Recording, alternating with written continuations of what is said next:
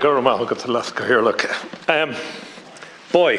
what a lesson I've had today in understanding what has been confusing for years. I'm looking at the old wording of the Constitution here, and I'm looking, the state shall therefore endeavour to ensure that mothers shall not be obliged by economic necessity to engage in labour to the neglect of their duties in the home. Senator Ruane remarked on the social welfare changes that forced single mothers to declare that they were available for work once their children turned 14. Was that complying with the Constitution as it stood at the time? I doubt it very much. Yeah, it is. Yes, it is, because they're not recognised. They're not married. They're not married. Sorry, we can't have That's engagements. And it's not across the related. way. That's fine. I understand exactly where you're coming from. Speaking on married or not married, a friend of my father, 33 years, he was a friend of his. For 7 years that man was married, separated from his wife, and moved in and lived with another woman. When he died, 26 years later, his pension was paid to his former wife, not to himself, not to the woman he lived with.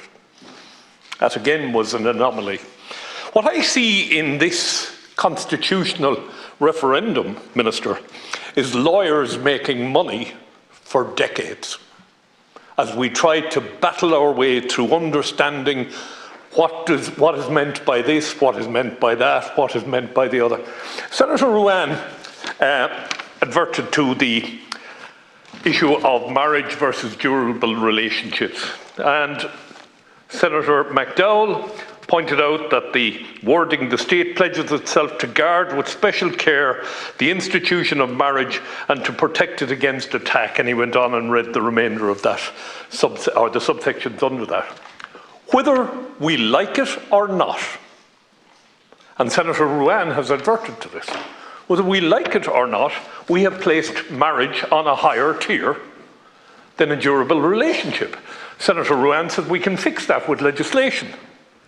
This is the Constitution. It should be fixed in the Constitution, not in some legislation that will follow at some stage in the future. We should encompass the entire, I think Senator Siri Carney referred to the elasticity of the definition of the family yesterday. We should encompass the definition of the family, not to exclude, which it does under this wording, durable relationships. One part of it, we talk about durable relationships, and then we go down and why did we, for example, have the wording, whether founded on marriage or on other durable relationships in 41.1, and then when we go down to 41.3, well, 41.2 is eliminated, but the current 41.3, the only thing we take out is on which the family is founded, but we leave the word marriage in there. Why did we leave the word marriage in there? Why didn't we just put in durable relationship? Why make marriage the word in there? Because both sides here are right. Both sides are right. But I disagree with Senator Ruane that we would have to enact legislation in order to correct what's missing from this wording. That's my view of it. I believe that leaving this to the courts to decide what is and what is not a durable relationship is just wrong in every sense of the word. Yesterday, Senator Higgins referred to the constant drive in this country to force people into the courts to get explanations or to get answers. And this morning when I was thinking about this, I was thinking about Vicky Phelan and that other poor woman from Kilkenny who was dragged to her deathbed while the state defended an indefensible position. Is that what we want out of this referendum?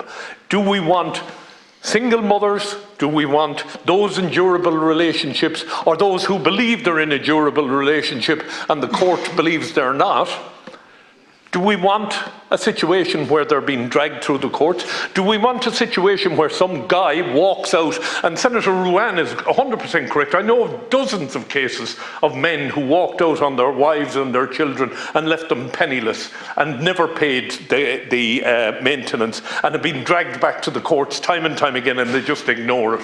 You're 100% right. If the state really cared, they would deduct the maintenance straight out of your wages and send it straight to the woman who's looking after the children, or the man, although there are less men caught that way than women. So we leave it to those who are less able to fight their corner to actually fight their corner.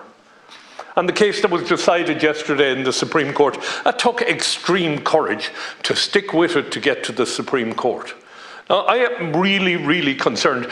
The debate here today is the most instructive debate I've seen in a long time in this House. And what we needed was time to tease out all of these issues, to take on board the amendments that are being brought forward in good faith, good amendments. There are people here I don't agree with, people I disagree with, people I like, people I don't like. But at the end of the day, I haven't seen anything in an amendment here that I wouldn't want to try and support as best I can. So I really think what we're going to do with this, if it passes, what we're going to do is we're going to create a field day for lawyers as we try to resolve the family law issues that it will lead to. Now, before I finish, and I don't want to go on too long on this, but before I finish, I am extremely concerned that the word on the street is that the government has threatened the NGOs that would be directly impacted by this legislation, that if they don't support a yes, their funding may be hit. And one of the statements that was made on the 6th of January, you need to address it, Minister, in this House. One of the statements that was made on the 6th of January by the National Women's Council was that a no vote on Article 41 would see the state's oppressive role in keeping women from... to speak to the amendments. This is an important part. It's an important part of the amendment. The minister can choose to address the overall That's point fine. Yeah, that's grand. It says that women keep them from careers and employment. You need to address that, because that's another important issue that's impacting the way this referendum will go. So it is. I am afraid that the wording we have at the moment is flawed, and my colleagues on both sides this morning have shown the flaws. The Civic Engagement Group and Senator McDowell have shown the flaws, and the flaw lies in a failure to define the durable relationship. So I'm going to leave it at that. There's been plenty of talk, and I'm sure other people want to get their spoke in. Thank you.